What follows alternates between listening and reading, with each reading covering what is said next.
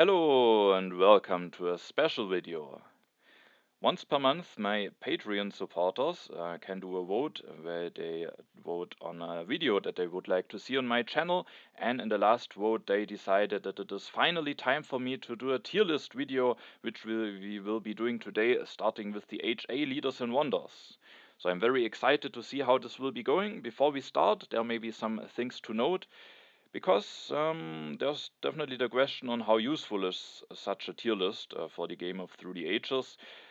Because if you, after having seen this video, will just start picking your leaders and wonders, just valuing in their position on this tier list, then this definitely won't bring you any success because you have to consider a lot of factors. For example, card row movement, which leader and wonder pair you will be ending up with, which leaders and wonders have your opponents already picked, and also, of course, the overall leaders and wonders mix. So a lot of things to consider, and just if the situation is right, then a leader that I put in D tier here can just easily be the better pick than a leader that I put in S tier here, if there are the right synergies in the game and if there's maybe a good reason with card movement and some stuff like this. So with that, I think the use case of a tier list is maybe a bit limited, but nonetheless, creating a tier list is a very fun exercise. So just for the fun part of it, I think it is worth doing. And while rating those leaders and wonders, I will also try to talk a little bit about them, their weaknesses, their strengths, which are maybe the ideal situations to have them, and also maybe some synergies with leaders and wonders, so that hopefully you will get some useful information. Some things that I will be talking about will maybe be not that new for veteran players, because I want to do this tier lists in a way that it is also useful for newer players, but I hope that also the more experienced players still have fun following me along when I create this tier list. Alright, and now without further ado, we will start to rank the leaders and wonders that we are having here.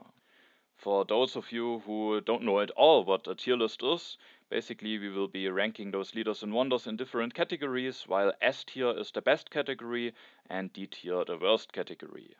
We will just use the order that is presented here. I think it's in alphabetical order, and and then I will actually also be ranking the leaders and then also the wonders between one ranks or their position.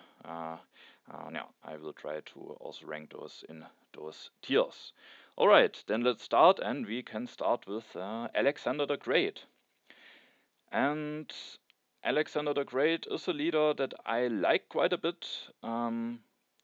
Some years ago, when I maybe started playing the game and also when I already became a bit experienced, there was a time where I thought that Alex is maybe even better than Hippocrates, because you get a yellow token immediately, you get immediately some value out of it at the beginning of the game, where it is maybe the most useful. But that opinion definitely has changed over time, and when I put Alex in this list, maybe that will already be the first little upset of my list, because I will actually put him in D tier, which is definitely a bit tough maybe, but so why are the reasons why I don't like Alex that much? First of all, you almost always don't really want to use him for his strength ability. He gives you +1 strength for each military unit that you're having, which is actually not that bad. But the problem is, in order to get a yellow token, which I do think is the actual valuable thing from Alex, you need to use a politics phase. So if you start building up some strength with him, then it's just very unclear. The event deck often maybe won't be flipped at the time when you have some strength with Alex. There are some niche situations where you can maybe just get the strength, or if you're playing against Caesar and Sansu, you definitely don't have to rule this out, but most of the times I do think it's just best to use the politics, to use Alex in the politics phase very early to get the yellow token as early as possible, and then the yellow token maybe can allow you to not go into consumption very early, so that you start maybe getting a little bit of additional food out of it. The problem that I'm having with Alex is that while it is not bad to get the yellow token early, as said, maybe it will translate into getting a little bit of additional food production. I do think the little bit of additional food production and what the yellow tokens offers in the early game doesn't really translate into maybe a little bit of snowballing, because there we have other HA leaders that give you just something like resources or science, and I do think getting this resource and science often leads to getting stuff done quicker, being able to invest into a technology earlier, which then again will mean that you maybe get, for example, an iron upgrade in earlier, and then it will just snowball into more and more benefits. And I do think that additional food in the early game doesn't really lead to such snowballing. And yeah, in addition to that, what I do think makes Alex quite weak is that you have to throw him away in order to get the yellow token, meaning if you get an H1 leader, you don't get the civil action back when replacing him, and I do think that is a very significant cost and makes him maybe quite a bit weaker. Without this, I definitely think he would maybe be just in B tier, very fine, but I think losing the civil action is just quite a bit costly. And now, so if you have Alex, the ideal situation is maybe just you cash him in relatively quickly, get a little bit of additional food, have the additional yellow token, which is definitely not bad to have, and then try to get an H1 leader as quickly as possible. The problem with trying to get an H1 leader as quickly as possible is that I think there are actually not that many H1 leaders that you necessarily want to have very early, because for example the HA leaders that are just sometimes producing some science, some resources, those economical benefits I think are very useful for the first turns. And as long as the event deck is not flipped, I do think leaders like maybe Joan of Arc, Jan Žižka, and then also of course more situational leaders, Barbarossa, Michelangelo, just are not that much needed in the very early turns of the game. And so I do think that the ideal replacement for Alex is probably Saladin. Maybe also Isabella can be fine, just getting a bit of additional resources. But I think there are a lot of H1 leaders that you don't necessarily want to have very early, which is why I generally like it a bit more to have an HA leader that produces me value over time, that I can maybe keep a little bit longer, and then maybe even at the end of H1 or only, I can go for an H1 leader and maybe even a transitional leader and get some value out of that HA leader for a long time. So because of all of that, because of losing the civil action, because of the replacement that you can get early, which is the ideal situation, sometimes not being that strong even that early unless you get Saladin, I at the end, and also because of the yellow token maybe not really helping you to snowball a lot, I actually put him in D tier, even though the yellow token can still be quite nice. And if you cash him in and get Saladin very early, that is very, very strong. So yeah, and also just to remember, the leaders and wonders that I put in D tier are still very playable. Alex is a fine leader.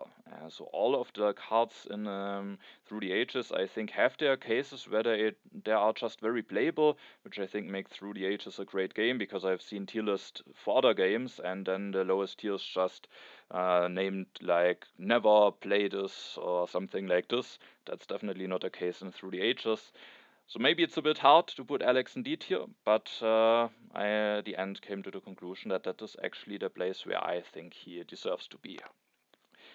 Alright, then let's continue with Aristotle. For Aristotle, it's maybe the other way around compared to Alex, because for quite some time I thought that I didn't really like Aristotle that much, and had him maybe like something like lower C tier or something even. But I have definitely grown on him recently, and that is that I realized that I just generally like it a lot to have additional science in the early game. I think having additional science makes playing the early game a lot easier and really helps you snowballing into other stuff. And even though when you compare Aristotle to the other leaders that are maybe giving some resources or science, those other leaders often give you one of that resource or science per turn. For example, Confucius, you elect him, and then only at the next turn you start producing some science, but you also get some science when he leaves the game. So at the end, you have probably gotten one science per turn out of him. Clio gives the additional resources already at the turn when you elect her, meaning if you, in the ideal case, find a way to use her resource every turn, she gives you one resource per turn. And for Boudica, it's relatively similar. So, and with Aristotle, it can sometimes be a bit tricky to actually grab one technology per turn of having him, meaning that the value that you get out of him is maybe a little bit lower than, for example, the amount of resource that you get out of Cleo. But nonetheless, I do think that the science is just very useful to have, and there are definitely situations where you can at the end get a lot of science out of Aristotle. You probably want to aim to get additional civil actions. He pairs very nicely with the pyramids, also maybe with the Library of Alexandria to have additional hand space. Getting something like an early code of laws or monarchy can be very helpful, and then it's definitely possible to maybe grab 7 technologies with him until the end of age 1, and then maybe just at this point switch to an H1 leader.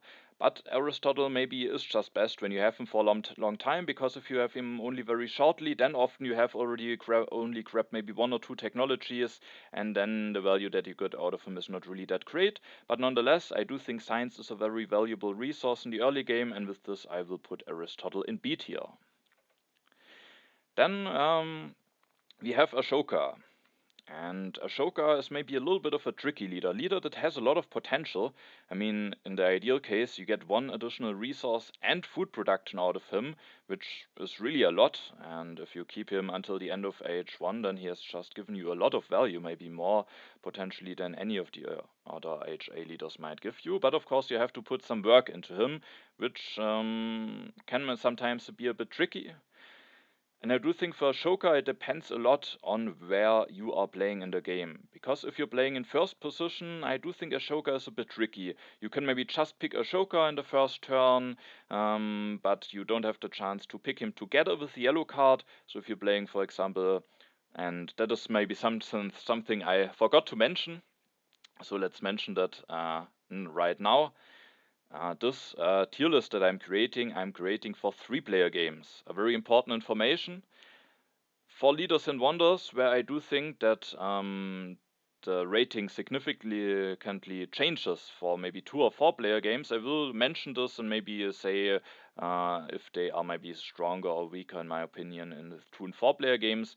But this rating is for 3-player games. So maybe I will just put it in the title now that I forgot to mention it at the beginning, so that it is just clear for everyone. Yeah. So if you are playing in the 3rd position, so as last player, then there's often the chance that you can take Ashoka already with a yellow card at the first pick, meaning that you have already 1 color in hand, and also while playing in a later position in your earlier turns, the um, deck with the action cards will have already progressed more, meaning that it's more likely that more different colors will be available for you for cheaper, making it a lot easier to get his value going very early. And the earlier you get his value, of course, the better. So I do think in later seeds, I like Ashoka actually quite a bit. So when considering to play only in 3rd position, I might even put him in something like A tier, while when playing in 1st position, I might put him in something like C tier. So overall, I at the end decided to put him in B tier. And I will probably put him behind Aristotle, even though I think those are relatively close. Also for Aristotle, I do think he is also stronger in later position, also because the first technology cards will be available earlier for you. At the end, just because I value science that much, I will maybe put Aristotle before Ashoka, but it's very close for me between them. And yeah, so how is maybe the ideal way to play Ashoka? As said, you probably want to keep him for most of age 1. And also, it's just very nice if you are able to pick some cards that will eventually be very useful for you, but you don't necessarily need to use them immediately. Then this can, of course, be a bit tricky, but for example, if you get a nice transitional leader like Eleanor or Columbus that are very strong to get at the end of age 1, then you can just pick them early, and if you have maybe a yellow card from the start and you have already a green card, and then you need only 1 more card, maybe you can grab a happy face solution that you don't need immediately, but that will be useful later on. Then you have those cards in hand, you just let those cards stay in hand, and then you play the game with just doing some useful stuff depending on what the game situation maybe affords or maybe asks for. And then I do think Ashoka can be very fine, and at the end I will decide to put him in B tier. Then the next leader that we are having is Boudica. And if you are following my channel, you probably know that I really like Boudica a lot. However, if we say that this is a 3-player tier list, then of course Boudica has a little bit of a problem. because Boudica gives you at the beginning of your turn after the politics phase, you can decide whether you want to take a food resource or science with her, which is very nice, gives you a bit of flexibility. But if in 3-player games, if only one opponent is stronger than you in the military, then you get 2 resources for the military. 2 resources for the military sounds nice, however, in the early turns of the game, you don't necessarily want to build some military because it doesn't serve any purpose if the event deck is not flipped yet and you don't really need the strength. And yeah, and in a 3-player game with 2 opponents and only one needing to be strong, it's just often likely maybe one of the opponents will have Caesar, Sun Tzu, or maybe Alex, and then it's already a bit awkward to have Boudica. So the question is, how high ranks Boudica in a 3-player game, in my opinion? And at the end, I made the decision to still rank her in A tier. Because it definitely can be annoying if you're maybe playing against Caesar, Sun Tzu, or Alex. That's definitely true, but if you have a strong economical wonder, for example library, pyramids or something like this, also potentially Stonehenge or Rome roads, then I do think it can maybe be fine to delay the second lap and go for rushing the wonder, meaning even if your opponents have one of those leaders, you can maybe just build a warrior for free with Boudica and then afterwards hopefully get some economical value out of her. It can be a bit tricky, so in 3-player games she is definitely maybe not as strong. The reason why I like her that much is that in the ideal scenario, in the first few turns, you can just choose what you want to get. I think in most cases the science might be what you want to get the most, as I think that science is often just the most valuable resource, but you can just adapt to what you need the most. And I do think that is a very strong power. For example, if you have the pyramids, and then you have Boudica, and then there's just a development reveal, the development of crafts. Out of the sudden, you have 5 resources with a leader like Aristotle. You would maybe just build a second lab, but thanks to Boudica, you can just decide, oh, one additional resource would let me finish the pyramids, and getting the additional civil action 1 turn earlier is quite strong, and so I can just take the resource now.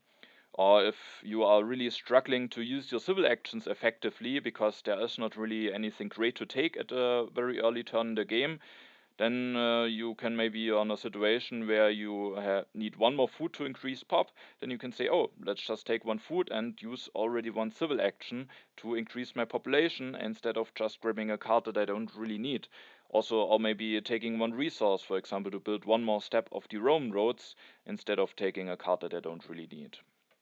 So I do think the flexibility allows you to make some very efficient turns in the early game, and then later in H1, at a time when maybe there is it is starting the players are starting to build some military, then the 2 additional resources for the military I think are actually starting to be quite strong. And you can maybe, for example, if you get this the ability 2 times, you have gotten just 4 resources, and if you invest those nicely, maybe into knights or swordsmen together with the tactic, then it is just quite strong.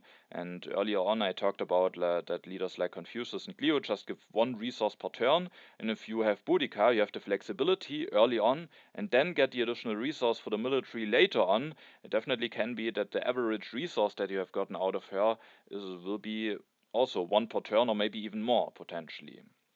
Because of that, I do think, and also because she can give you science, which I consider to be a very valuable resource, I just do think she is that strong, and I will put her in A tier, even though in 3-player game it is a 3-player games it's a bit tricky. However, I like her that much that for 4-player games I'm probably would be willing to put her in S tier. So um, I am basically going 1 tier down because of 3-player games. However, I think in 2-player games, Boudica is maybe still only in A tier, because while it maybe doesn't happen that often that you need to use the military resource that early, I do think that in 2-player games there are just sometimes situations where not a lot of military is built, and then the military resource are just not that great. And if you only get the ability where you choose what you want to get, then it's maybe perfectly fine.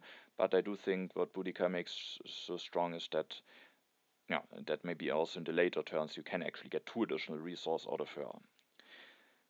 Yeah, so with that I rate Boudica at A tier, and yeah, let's continue with Caesar.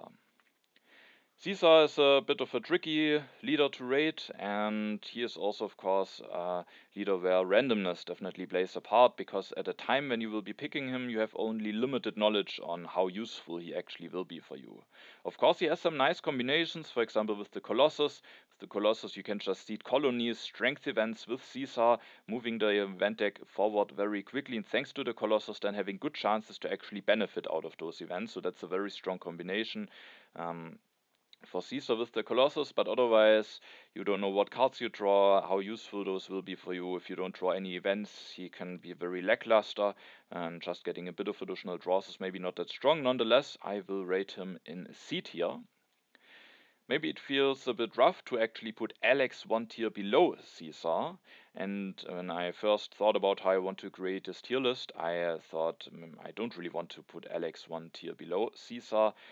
But the reason why I at the end ended up putting Caesar one tier above Alex is that there are just situations where Caesar is very strong and will maybe be picked over other very strong leaders. For example, if you remember the last Intermezzo championship game there that I played, I actually picked Caesar over Hammurabi in the first position to then apply some pressure on Hammurabi. So Caesar can be a nice counter leader against some leaders like Hammurabi who suffer maybe with some early military pressure, also against Confucius to maybe make it that the event deck is flipped very quickly, and the Confucius player maybe has to all of a sudden be careful with seeding or might get punished by just seeding blindly.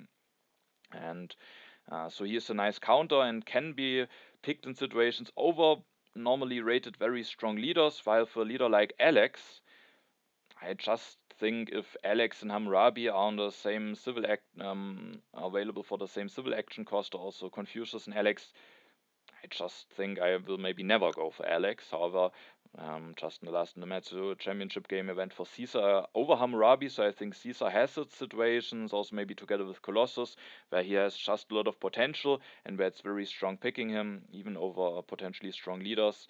While Alex is maybe solid, and maybe if there isn't any synergy for Caesar, then Alex is just more solid than Caesar, probably. So maybe because of that, you could again argue to put him in the same tier, but Caesar can potentially be very strong, and because of that, I ended up putting him in C tier. But if I don't have a clear combination, then I most of the times definitely still rather have a leader that just gives me some economical benefit. And yeah, then the next leader that we have here is Cleopatra. And Cleopatra gives some nice economical benefits, gives you one additional resource every turn, even with the start already when you elect her to build urban buildings or wonders. And I do think that is quite useful. I do think the additional resources are not as valuable as the additional science that you can get from other leaders. That being said, of course, with Cleo you have the option to build a lab already the second turn instead of the mine, thanks to the additional resource from her, which basically translates into an additional science, which is nice. So I think Cleopatra is definitely very solid, but I don't like her that much. The reasons for that are that I do think sometimes it's a bit tricky to use her resource every turn without neglecting some other stuff. The best example is maybe the early game.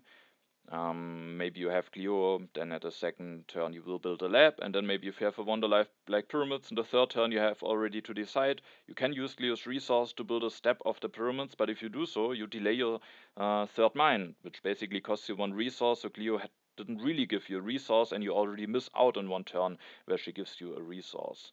And also later on, maybe you start with the lab, have then at turn 4, 5 science available. There's an early iron, which normally would be very strong.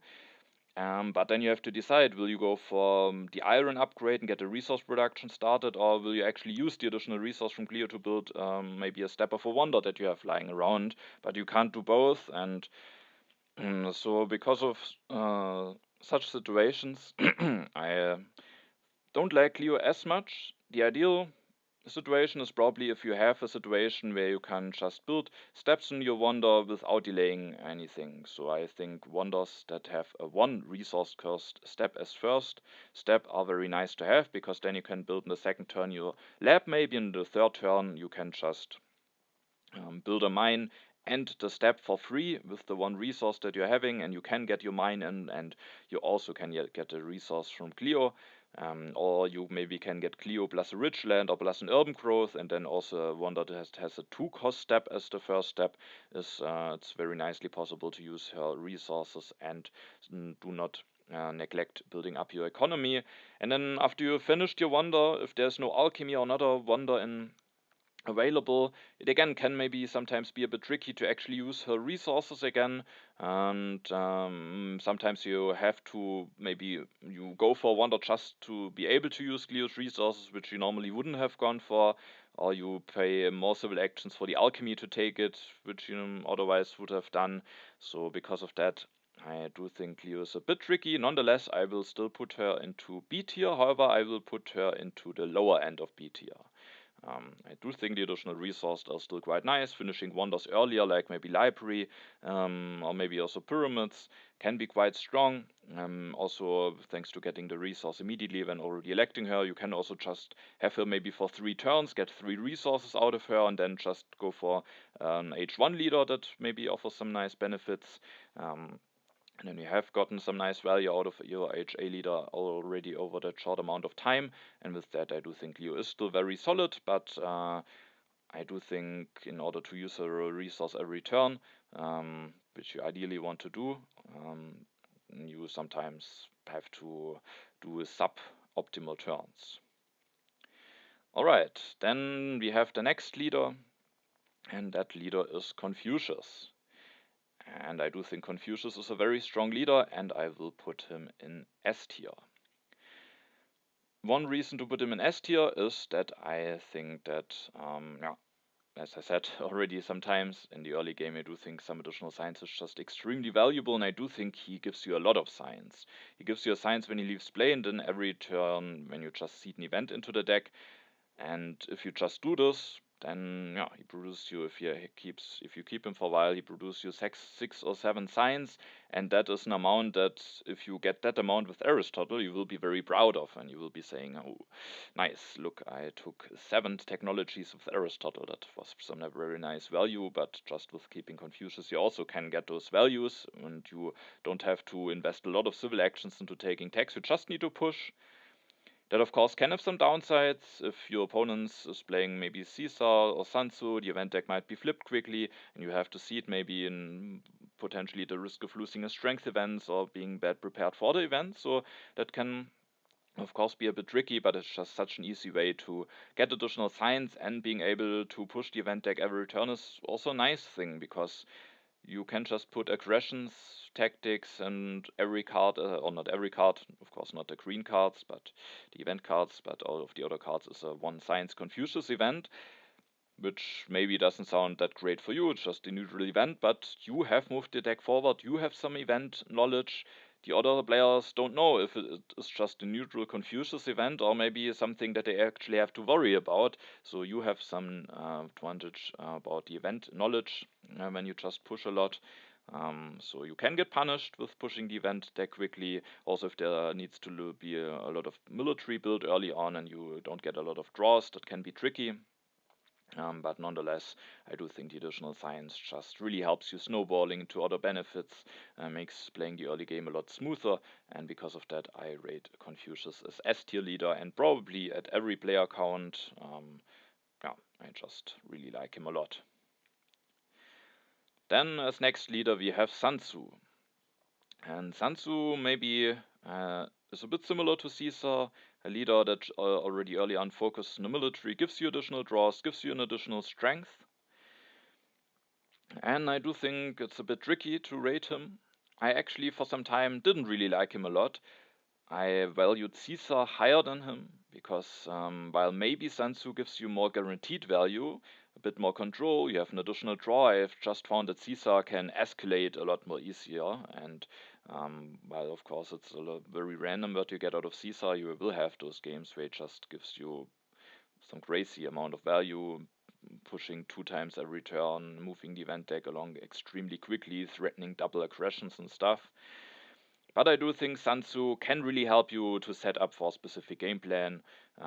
You can just will get a lot of draws. You can really dictate what cards are on the event deck. You can push a lot of strength events in there, and then make sure maybe if you combine him with something like Colossus, Acropolis, maybe Colosseum, and make sure that you have advantages for the military, and then try to win a lot of those strength events.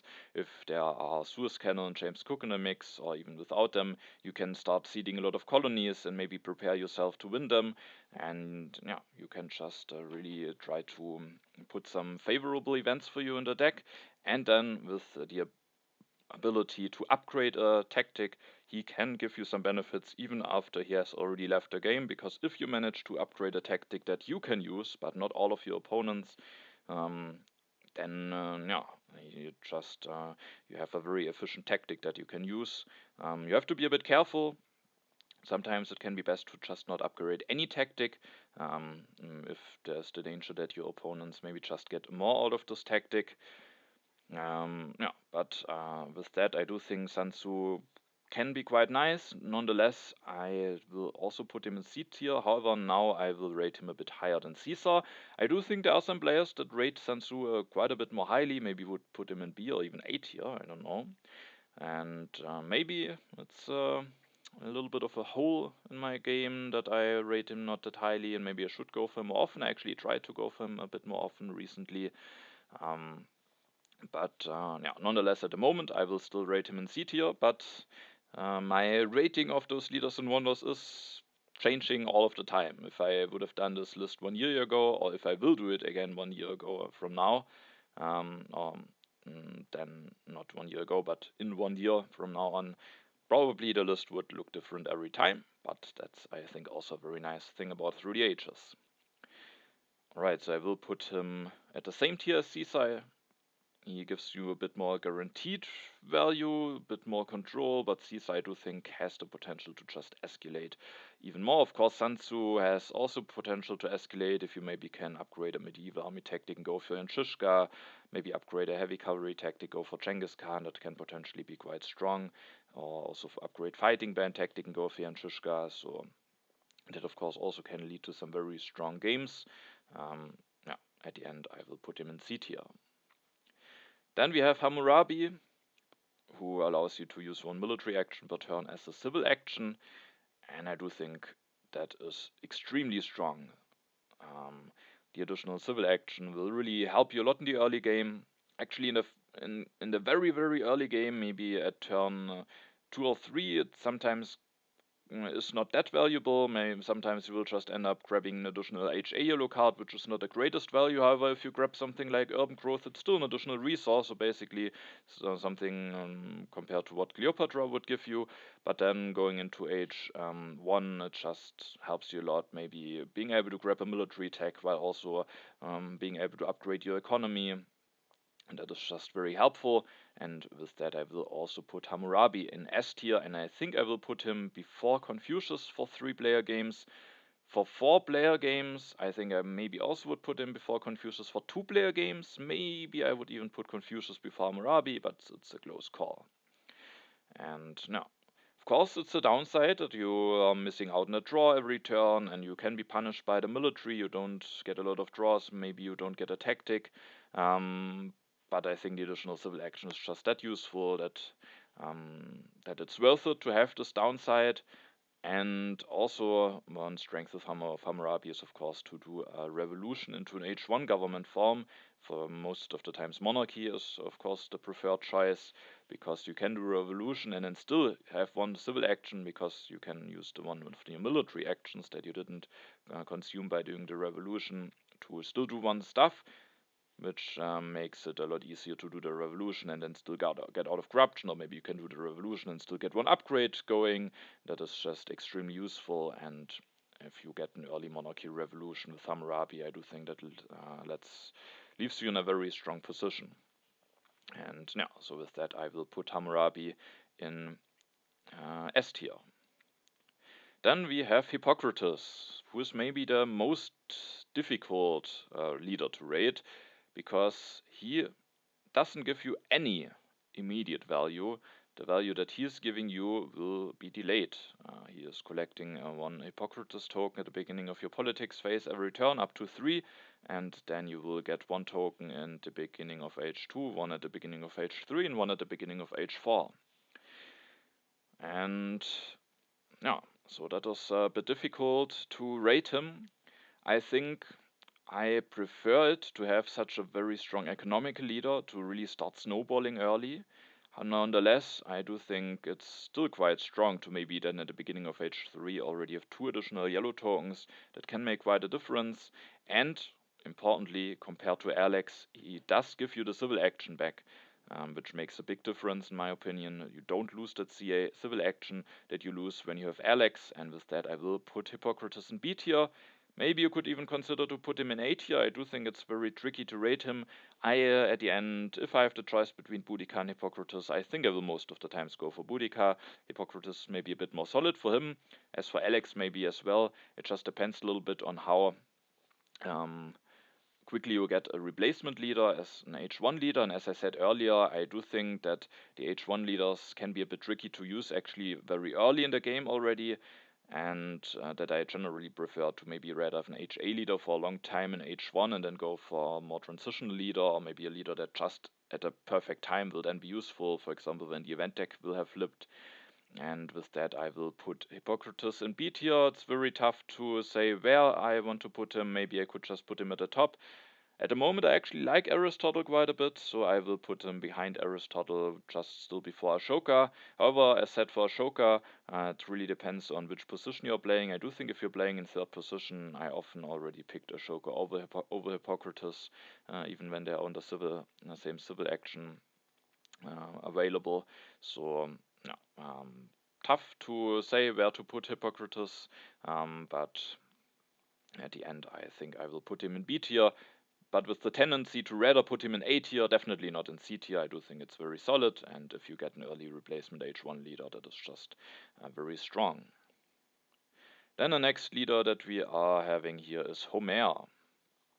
And yeah, Homer is maybe also a bit of a tricky leader, gives you an additional happy face, which has some use cases very early in the game, but of course you can keep it for the whole game if you would finish a wonder and then replace him in time, costing you a civil action, so same like Alex. That is of course a bit of an issue that you have to pay a civil action, but I do think Homer has some advantages over Alex that just make the civil action cost maybe more worth it. First of all, you could argue that a happy face is maybe worth more than 1 yellow token, but it's close, and the yellow token you can get very early from Alex, so maybe it's similar value, you could argue. Of course, Alex you can more easily replace very early, but the question is how often will it happen that you really can replace him very early, and there's also a chance for Homer to be replaced very early if you just have a wonder together with him that you either can or want to rush out very quickly anyway, like Pyramids, Library, or Rome Roads, or that's just very cheap, like the Acropolis. Then you can finish that wonder quickly, replace him quickly, have a permanent happy face for the rest of the game, and then already start getting some value out of an H1 leader. And so he can also maybe be replaced very quickly, but he in addition gives also 1 additional resources for the military every turn, which very early in the game you maybe don't want to use, but in 3 and 4 player games at some point there will most of the times be some military build-up happening during H1, and then I do think it's definitely possible to maybe get 2 or even 3 resources out of Homer, and that in addition to the permanent happy face just I think yeah, makes him quite a bit stronger than Alex. And yeah, but it's also, I found it a bit tricky to value him compared to those other leaders. I think I will at the end put him in B tier. In 4-player games, I think maybe he's even a bit stronger because there are less happy face sources per player, so the happy face is maybe a bit more valuable, and maybe it even happens more often that you need to build up some military, even though I do think in 3-player games that happens as well. On the other hand, in 4-player games, the H1 leaders are maybe more heavily contested, making it a bit more difficult to take one in time. But yeah, I do think in 3 and 4-player games, Homer is probably in B tier. In 2-player games, however, I do think Homer is maybe just D tier, because in two-player games there isn't often a lot of military build-up happening, and so you can't often really use this additional resources that nicely. And the civil action cost, I think, is especially painful in two-player games where there's always a bit of competition about strong cards that are coming down the row, as you maybe need to do some hate drafting or secure a strong card for yourself instead of letting it fall down to one civil action for your opponent. So I do think having Homer in a two-player game is just a bit annoying, and maybe in two-player games is actually just in D tier. But for 3 and 4-player games, I will put him in B tier, and I think I will maybe put still before Cleopatra actually, but behind those other 3 leaders. But it's a tough call, I think. With that, we almost have all of the leaders already rated. We have only one leader left, and that is Moses, who lets you increase your population at 1 food discount. And now, I think Moses can be very solid, but I just don't think compared to what some of the other leaders offer, I just don't think it's that great what he gives you. Because similar to what I said about the yellow token from Alex, I do think the additional food doesn't really help you that nicely to get some snowballing effects going. You can use the population in order to really make use out of Moses. You kind of have to use the additional population. Just getting more population than having those populations just lying around doesn't really do that much, apart from maybe front loading some civil actions to have to spend less civil actions later on, maybe at a part of the game where civil actions are more relevant. So that can already be a nice thing of Moses. You can just have him, elect him, increase pop maybe 2 or 3 times, get an H1 leader, and then have more civil actions in the following turns. And I do think that is a very fine use case of Moses, and then replace him quickly. If you have him a bit longer and get even more population increases, even more food saved by him out of him, then you maybe want to try to do something with the additional population.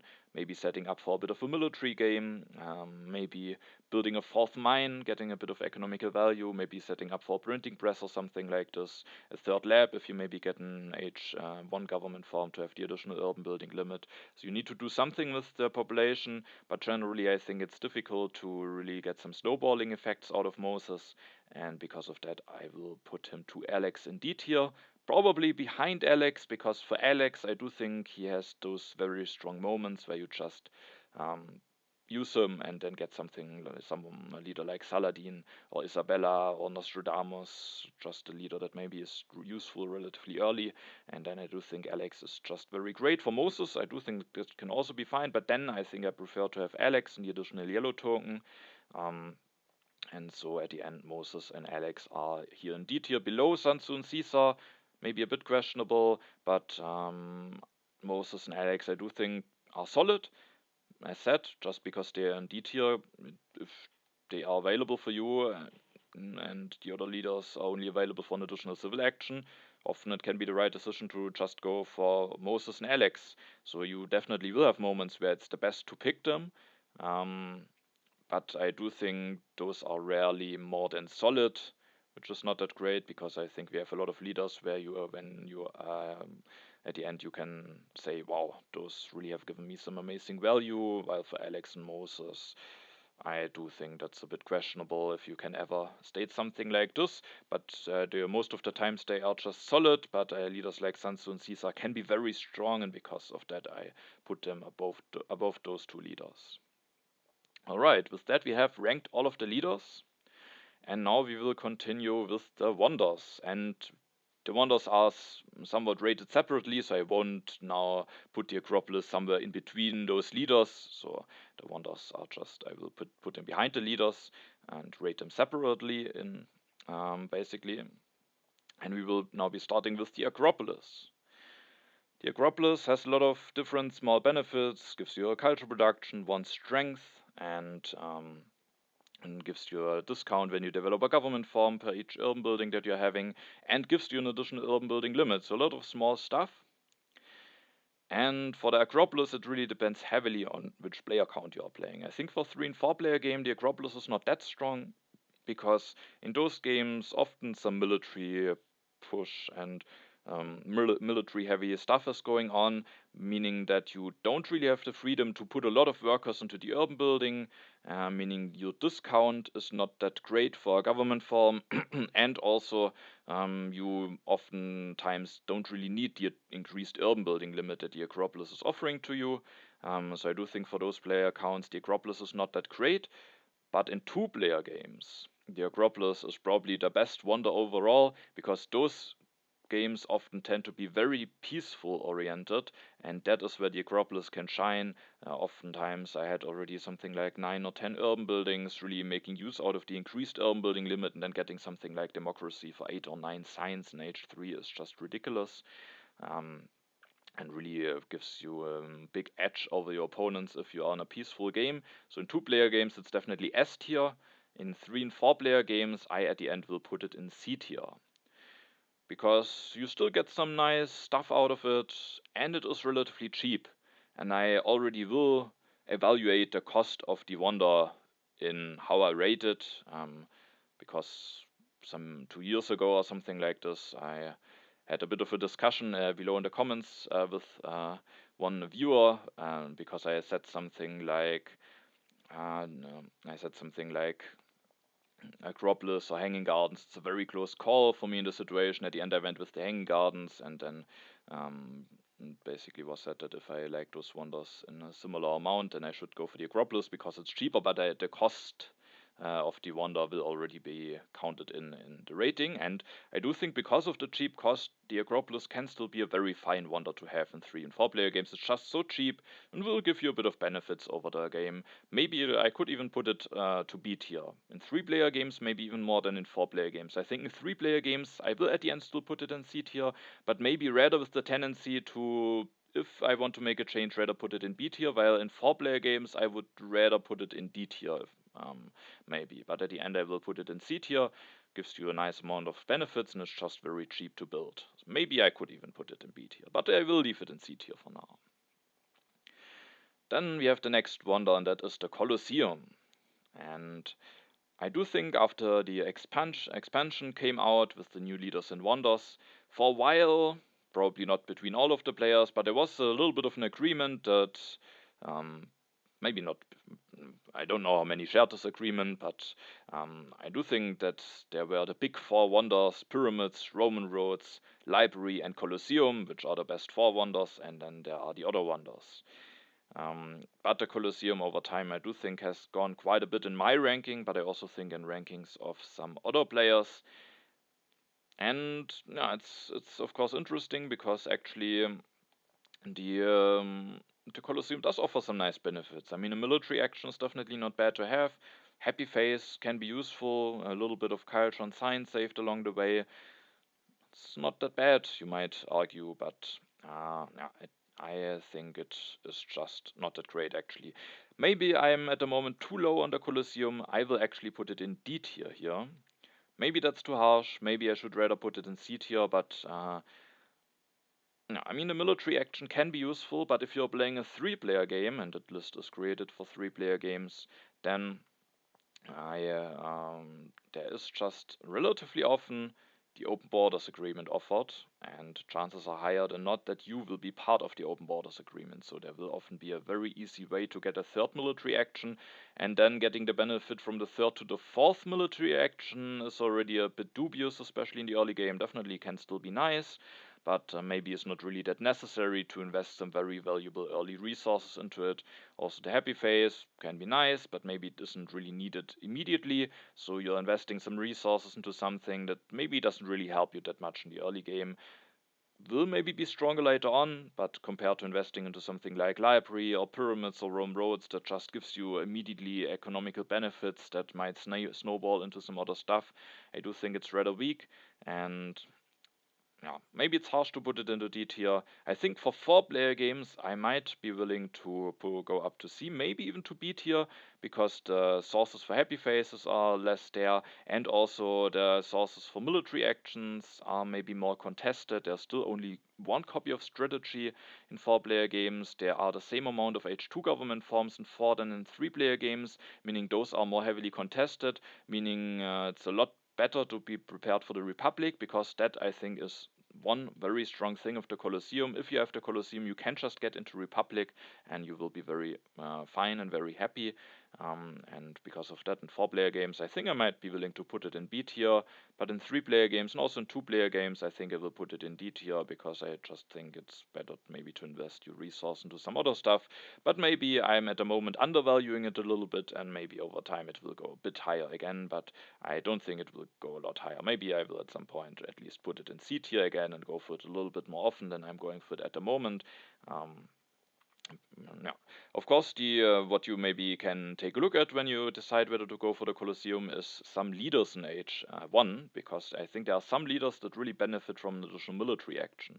One of them is, for example, Barbarossa. I think the Colosseum works very nicely with having Barbarossa, because Barbarossa, to really make very nice use out of him, additionally ideally wants to have military actions, happy faces, and food production, and the Colosseum already gives you 2 out of those 3 things. So if Barbarossa in the game, the Colosseum definitely might be more valuable. Also, I think Nostradamus, in order to draw events, be able to keep events and other stuff in hand. Nostradamus is a lot of stronger if you have 3 military actions, so if he's in the game, the Colosseum might be more valuable. Also for leaders like Eleanor, maybe Genghis Khan, a 3rd military action can be quite valuable. So if those leaders are in the game, and if maybe the military action, the leaders that already give a military action, like Joan of Arc and Chishka, are not in the game, that is a situation where the Colosseum, I think, out of the sudden can definitely be considered and is a lot higher on the list. So that those are maybe some synergies that you are looking out for.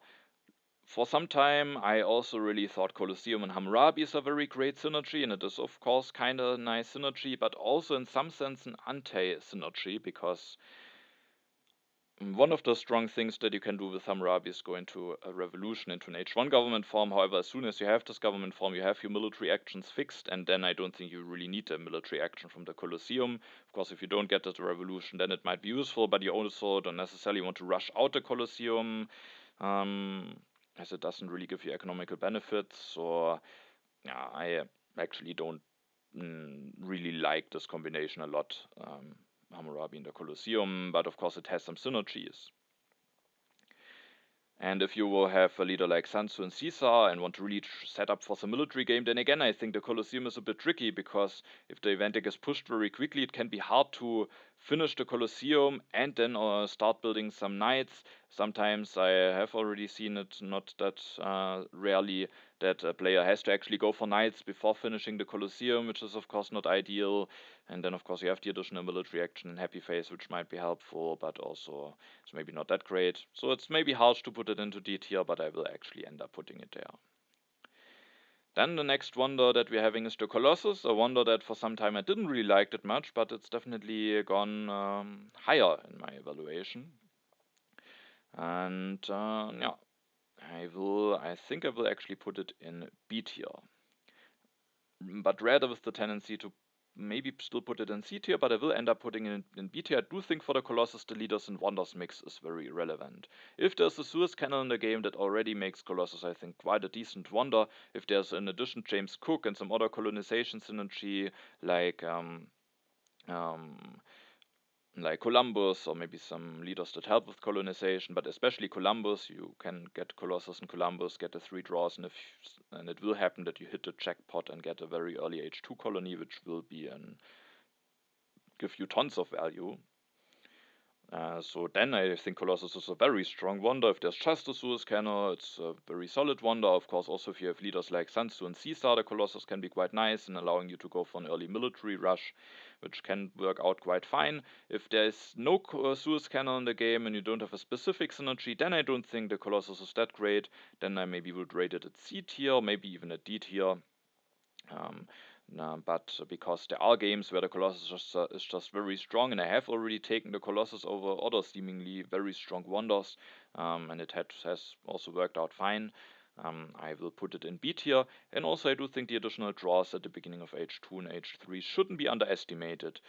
It might seem like only a little gimmick at first, but I do think getting those draws very early can really help you on how to move on in those ages. For example, in H3, you might be able to get an H and war, maybe an H3 tactic, and out of the sudden you can focus already very early on maybe building up a bit of military, or you draw some specific impacts that you can very early already try to prepare for. So getting those draws very early can be very helpful and can help you on which direction you want to go in the game. So I think that is not only a little gimmick, that buff that Colossus has gotten with the expansion, it is actually quite valuable potentially.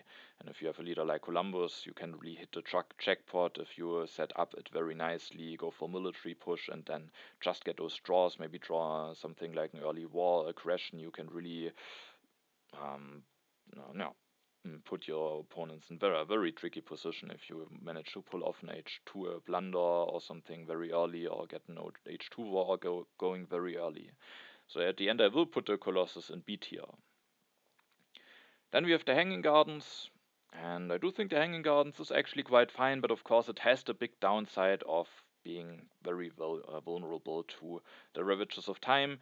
Because ideally, to make most use out of the Hanging Gardens, you want to rely on the happy faces. If those happy faces are just surplus happy faces, that doesn't really do anything. But if you are relying on the happy faces, then the Hanging Gardens, I think, is just very nice to have. But if you do rely on the happy faces, and then later on the Ravages of Time is revealed and you have to destroy it, that is just yeah, can really be backbreaking. So you kind of need to set up an alternative way to maybe get some happy faces if you don't draw the Ravages of Time yourself. And in a 3 and 4 player games, a lot of players, or basically all of your opponents, most of the times will be intensifiers to maybe push Ravages of Times into the deck. So if this event wouldn't exist, I do think Hanging Gardens could maybe be C or B tier. Ideally, with the plan of not finishing the Hanging Gardens too early, because the happy faces are just not needed in the early game, but maybe trying to get into alchemy or iron, and then later on finish the Hanging Gardens just at the time when it will be needed. And I do think then the Hanging Gardens are very fine, but with the Ravages of Time problem, I do think the Hanging Gardens will also go into D tier, and I will even put it behind the Colosseum, even though I might be willing in some situations to actually take it over the Colosseum. But yeah, so I do think the Hanging Gardens can be very fine, but it can just be very bad if it gets destroyed by the Ravages of Time, and the happy faces are not really something that you really need to yeah, that early. That doesn't help you snowballing, so ideally you want to maybe finish it later in H1, but that also means that you're maybe blocking yourself from H1 wonders, which is maybe not too bad, but yeah, that can also be a bit annoying. You get 2 additional food. I do think the Hanging Gardens can work quite nicely with Barbarossa. You will have a lot of happy face. You get some additional foods, allowing you to get some additional Barbarossa activations, maybe being able to pull off a lot of military.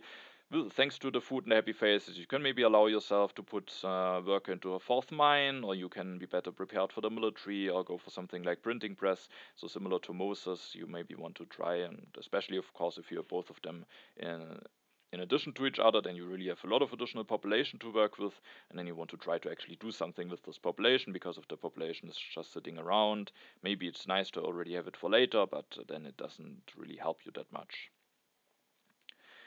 Then we have the Library of Alexandria, which I think is quite a strong wonder, and I will put it into A tier.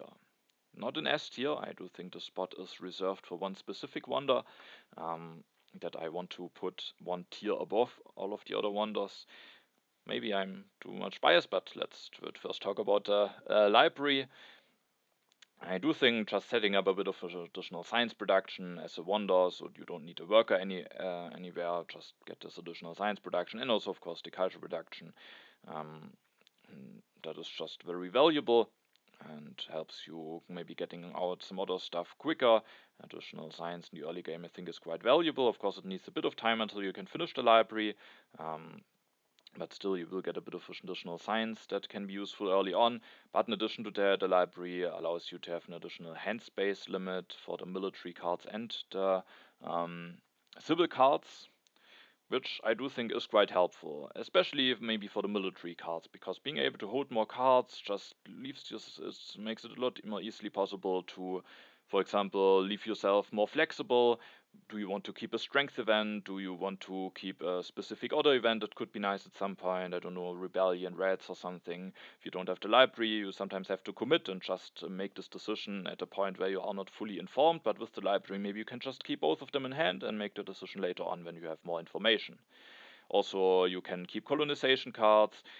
I do think that is definitely quite valuable, being able to hold more cards in addition to the additional science production that you're getting from it. But also for the civil cards, it can sometimes be nice. Definitely can happen that you have a bit of hand space issues, and then the library just makes it easier. Definitely is not that rarely the situation where you have the library and you think, ah, dang, I can't take this card, I don't have the hand space for it, and you remember, I actually have the library, I can actually take this card. So I do think all of those abilities mixed to each other with the science production that is useful just makes the library a very strong wonder. Just generally strong, doesn't really have a very nice combination, I would say. Maybe with Aristotle to take more cards in hand, or also Ashoka. Then you have additional science production and get additional food and resource production from your leader. Also with Clio maybe, because it has a one resource first cost step, but I don't think it has any big synergy with something. It's just a very, very solid wonder. Then as next wonder, we have the wonder that I probably like the most in from the HA wonders, apart maybe in two-player games where the Acropolis has the potential to be even stronger than it, but the Pyramids will go in S tier in my list because I do think the additional civil action is just extremely useful. In the early game, it helps you snowballing, maybe getting some stuff done quicker, being able to do all of the stuff that you want to do, but also in the later parts of the game. I do think in H3 it makes a big difference if you have a lot of civil actions or maybe only a fine amount like 6 or 7. I mean, 7 is already a good amount, but every additional civil action helps. And I thought for some points that maybe losing the pyramids to Ravages of Time is actually quite fine. You get 2 culture production instead of no culture production. But I do think, unless you have tons of civil action, you have to be careful about this, because I do think also if you have already 6 or 7 civil actions, it still can hurt a lot to then lose the civil action of the pyramids, which also showcases how valuable the civil action is later on. So just being able to do more stuff, I do think makes this very strong, and in my experience, even one tier above something like library or potentially one of the other wonders that are still coming. Maybe it could also be fine to rate them at a similar tier, but in my experience, I have it in an even one tier above all of the other wonders. And now, with that, we have 2 wonders left, and the next one are the Roman roads. I do think the Roman roads offer a very nice package. Both of the last remaining wonders are maybe the most expensive ones, because both of them cost 4 civil actions, which, and an additional civil action is definitely a bit of a price that you have to pay for it. So those are quite expensive, but I think the Rome roads are also offering some very nice benefits. You get a yellow token, so basically the whole thing that Alex is giving you is just giving you, the Rome roads just giving you that as one part of its ability. You get a blue token, that's maybe the smallest part of its ability, and then some additional production, resource production in H1, science in H2, and 2 culture in H3. And yeah, that's just a very nice package. And with that, I will put it in A tier. I think I will put it behind the library. However, in 4-player games, I do think there it is just very fine sometimes to completely concentrate on your own board. And that maybe makes the civil action cost less bad, because for 2-player games, maybe I would even go down one tier. For 3-player games, I think I will put it here. For 4-player games, maybe I would put it above the library, because you can just completely concentrate on finishing this. But in 2-player games, and also partly in 3-player games, I do think you have to be more concerned about what cards do your opponents are getting, and maybe you have to want to cut some cards.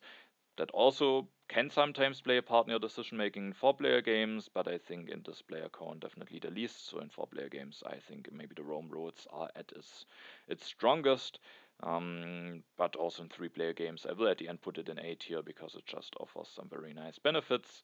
Maybe you could still put it before the library, but I think maybe I will put it behind it. But I think it's very close between them. And then I think we have another wonder here that is very close. That's very close between them and one of the others. A wonder that earlier on I didn't value that highly, because if you compare to library, the library over the course of the game, if you finish it relatively early, might give you something like 14, maybe even 15 signs sometimes. And then comparing it to the Stonehenge, which also only gives you 6 signs, makes of course the Stonehenge feel relatively bad. But I think it plays a very, very big part that you are actually getting the signs very, very early.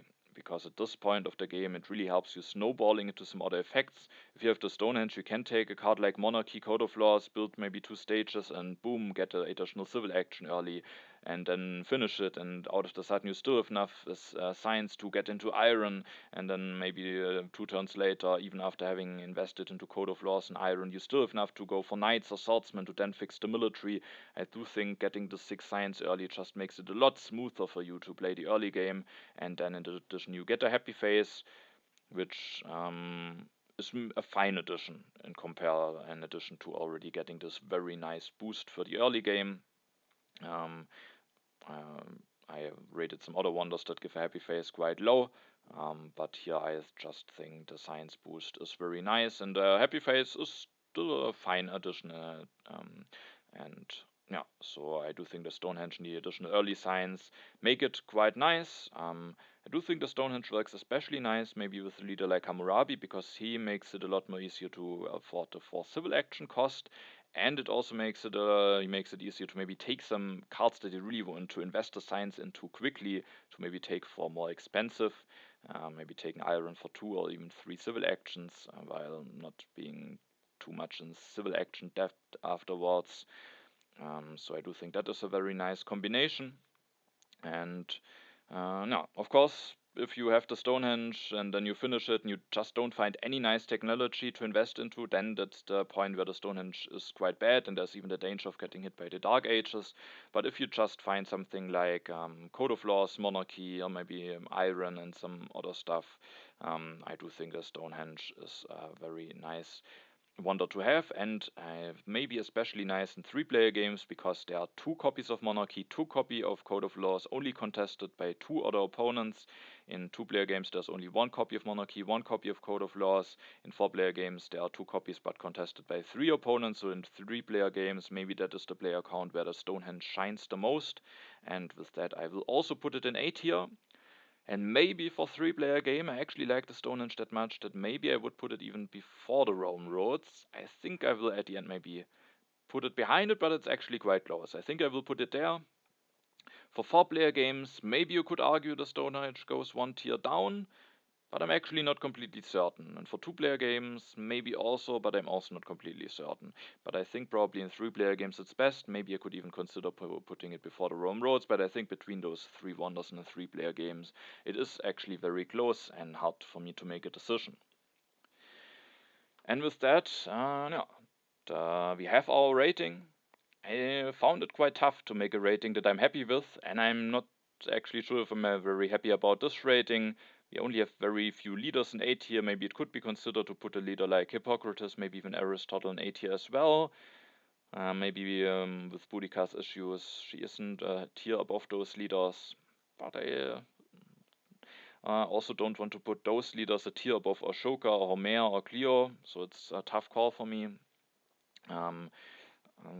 Here, then also Sun Tzu, Caesar, difficult to rate. Maybe Caesar is just a bit too random. Maybe he should be in the same tier as those leaders. But then on the other hand, I do think there are just some situations where he can be extremely strong, which is why I decided to at the end put him in C tier. I do think the Acropolis is difficult to rate in 3 and 4-player games. Maybe it could in 3-player games even go a tier up and be in B tier. And then the Colosseum, maybe I rated it a bit too harshly. But overall, I think with that tier list, I am now relatively happy. And with that, no, we are already at the end of the video. We can maybe see a tendency, as we also noticed it already in my videos about what leaders and wonders I had, my World Championship games, that I definitely have a tendency to like additional civil actions and science quite a lot at the beginning of the game. You can see this represented again here in the tier list that I created. Alright, and now that we are at the end of the video, of course, I'm very interested to hear your opinion, because I think if we ask 100 through the ages players to create a tier list, we might get a lot of a lot of tier lists that are looking very, very different. So I do think that is a very nice part about Through the Ages, that evaluations of cards are not very clear. Players have different tendencies, and also, yeah, if you like it a lot to go for an early military push, of course, you might rate Sun Tzu and Caesar, the Colossus more highly. Um, and yeah, just on what is maybe your tendency to do in H1, the evaluation already changes a lot. So I'm very interested to hear what are you agreeing on with my list? What are maybe big differences? What was your biggest upset that you have seen in my list, where you say, how can you rate this leader or this wonder like this? How can you do this? So definitely let me know your opinion. I hope it was a fun video for you. I actually didn't take a look at the clock. I hope I didn't talk too much, but I maybe those things that I mentioned were also useful for you. Um, I hope at least. So yeah, I am very interested in hearing your opinion.